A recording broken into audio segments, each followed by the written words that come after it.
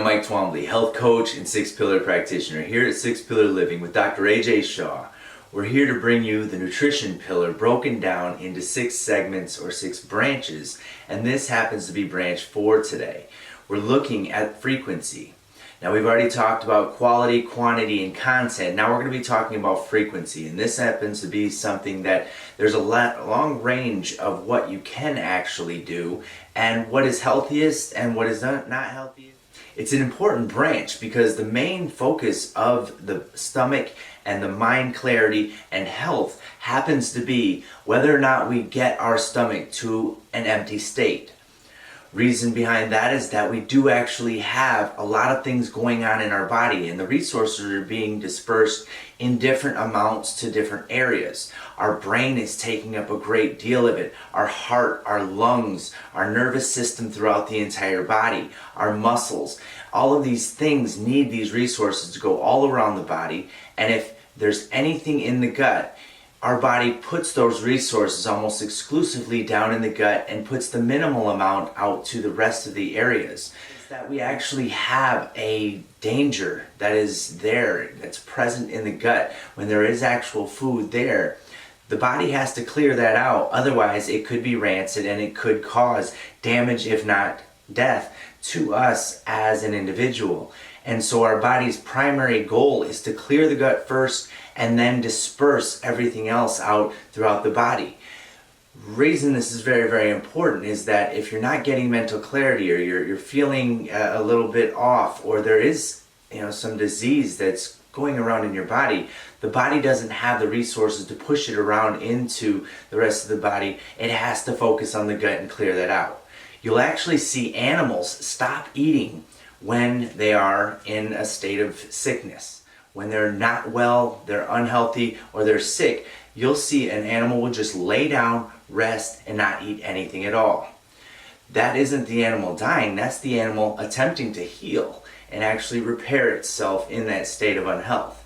So something we can learn from that state of being is that if we are able to get comfortable with our guts emptying out on a regular basis, we can actually focus on our health, our well-being, and our goals with regards to weight loss, muscle gain, even stabilization of the body weight itself. There's a whole spectrum of ways we can eat and frequencies we can adopt. This is something that, like I said, you will start in one of these areas most likely, and it's going to start off with lots of frequency down to the minimal frequency, and where you want to go and how frequently you want to eat will be personal. So at the very top of this is going to be likely eating every 2 to 3 hours. That seems to be a very regular thing that happens quite a bit in terms of people just going into this pattern of eating every 2 to 3 hours. Now that's not going to empty the gut ever except for when you're sleeping at night. Now we know that science tells us that most of our healing and health occurs while we're sleeping at night, and this is a primary reason for that. The second of these is 3 meals with 2 snacks. Now this is a very traditional way of eating, and we have our breakfast, our lunch, and our dinner with a snack between each. That's something that certainly is adopted by many, and going into the third, it would be more along the lines of just 3 meals, no snacks in between, and this starts to move into us being able to get close to emptying our stomach between each meal. We don't actually get to that empty point because there's not quite enough time, but it is very, very close. Now, next is going to be skipping a meal, and we're going to have just 2 meals in the day. Where you place these and how you place these is going to be important for us being able to see how much time the stomach is actually getting to digest, clear, and then become empty so that the stomach can start to allow those resources to go elsewhere throughout the body. Next, we have intermittent fasting, which is partially what I was just speaking about with that 2 meals a day. Intermittent fasting is the adoption of the idea that we're looking for the stomach to empty. So we're going to fast a certain number of hours per day. Now this can start as simple as saying I'm not going to eat for as little as, say, 2 hours if you're constantly eating. And this is a very severe case of overeating. But we all fall into some case, and that is the situation for some of us that are in this binge eating, constant intake situation, and we understand this is a very, very serious problem. And moving forward, if it is just 2 hours that you can hold off, that's great. You're moving forward, you're having some progress. Now, moving forward, it's something where you go 4, 6, 8, 10, even 16 or 20 hours. That's actually what I have in my eating plan. Mine is more of a hybrid, and that's the next phase of this, is having somewhat of a hybrid where there are certain things allowed in the time in which you're fasting from food and meals. And I go for about 20 hours. I eat between the windows of 6 p.m. and 10 p.m. And that is generally my dinner time, and that's what I'll have as far as my dinner is concerned. And then following that, I have nothing. Prior to that, I have coffee, and I do have some silk, which is a soy-based milk, which is a high-protein version of that. So I'm getting some protein in throughout my day in my coffee. And that allows for me to feel my best and to actually reach the goals that I have with regard to body fat loss, health, feeling my very best, mental clarity, and strength with regards to my workouts every morning. I step into those without having any food at all. And so these are important things to take into consideration, is how active you're going to be and how much you're going to need in those fasting times, if in fact you're going to go for something as long as a 20-hour period without having any food at all. Moving forward, we actually have a fast, a complete water fast, and this is something that people may incorporate once a week. It may be something that they incorporate twice a month, once a month, once every 3 months, once every 6 months, but it is a practice that some people engage in so that they can clear their systems and allow their systems to empty. You can even fast, for days and days and weeks, and that's something that we would recommend, that if you're going to do any level of fasting, any kind of fasting, that you do so with some trained professionals and some professionals that know what they're doing as far as fasting is concerned. This is something that without any food at all, you are going to be okay to live. It's not something that a person can't live without food. We know that scientifically. However, a lot of the signs that any kind of malnutrition or undernutrition that is occurring during this time needs to be there, or the professional needs to be there, so that they can help you through those times. Now, there are going to be certain circumstances that each of these are going to be altered along the way.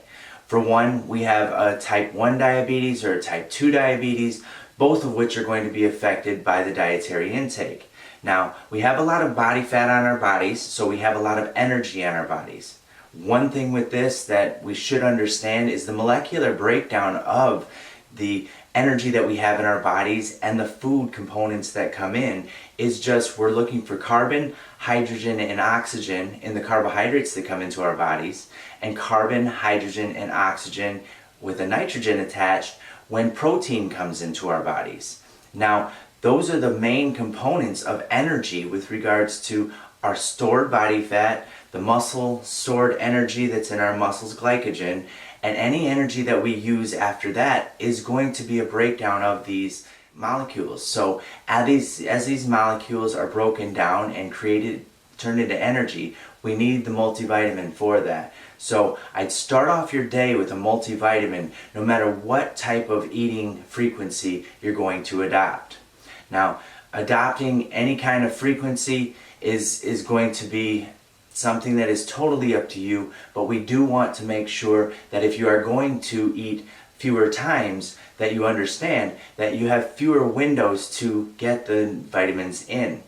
No one, no matter how many times you eat in a day, will actually get all of the vitamins and minerals you need consistently into your body that you're going to get from a multivitamin per se. There are a couple of things that can help you with your multivitamin. One is a multivitamin case, something that can actually put your multivitamins in, and the other is a multivitamin cutter. These are two very important things that can help you with your process of getting the multivitamin in, getting it consistently, and doing it multiple times a day. Now, having a full multivitamin multiple times a day is not necessary, and that's the reason for the cutter. What we're looking for is to try and get it to where you cut your multivitamin up and we have half of that multivitamin throughout the day. This does two things. First, sometimes it's something that causes upset stomach when you have a full multivitamin or even 2 pills of a multivitamin to get the full dose all at one time. That's something that can be a complication, so the pill cutter helps us to cut those pills in half and get them in smaller doses throughout the day. The other benefit of cutting them up and getting them in small doses is that our body's actually able to take this multivitamin up and get these vitamins and minerals into our system more cleanly rather than them being flushed out of our urinary tract as we're having too much all at one time. So moving forward from the multivitamin, moving forward from deciding what frequency you're going to go at, we're going to go on to the second possible thing that could be getting in your way. Is many times people will ask, well, what about kids? I have kids and it's something that kind of gets in the way of my doing this, or the kids themselves and asking the question, what can the kids do? And this is something that each parent will have to decide, but it is something that if the kid is accustomed to eating in a regular way, in a healthy way, this is going to be something that is going to benefit them long term. So them understanding why you do what you do, how you're doing what you do, as well as the benefits of what you do, is going to help them to adopt it as well. But again, this is going to be a challenge, so we want to throw that out there just before we get started, because kids are going to be calling for food all day long. They are growing, they're thriving, they're really, really active, and so with this being the case, they may be asking for things coming in on a constant basis. And with that being the case, just make sure it's extremely healthy food as they're coming in for those multiple times, and frequency being something that they may eat more times in a day than you, and that's okay. Moving forward, we have some goals that are going to be a consideration. First, most likely is going to be the most common, is I would like to lose a few pounds, or I would like to lose a lot of weight. Either one would be benefited by taking the frequency down of the number of times you eat and allowing for the stomach to clear. As the stomach clears, our body is going to then utilize the body fat stores that are on our bodies and use those for energy. Now again, this is the healthiest energy that we can possibly get. And so it's extremely beneficial for us to empty our stomachs and allow for hours and hours of time with our stomachs empty so that our body can use body fat stores. And that is the huge benefit of having a fasted workout and having a fasted day. So if you were able to move toward eating fewer times a day, this will be beneficial for your weight loss goals. Second is muscle. And this is something that a lot of times people have a goal of, I want to gain muscle mass, I want to gain weight. Well, there's two things to consider here. One is that your HGH, your hormone levels, are going to jump up when your stomach is empty. And so that's one thing to understand, is while we're asleep and while we're fasting, our hormone levels actually increase and they raise.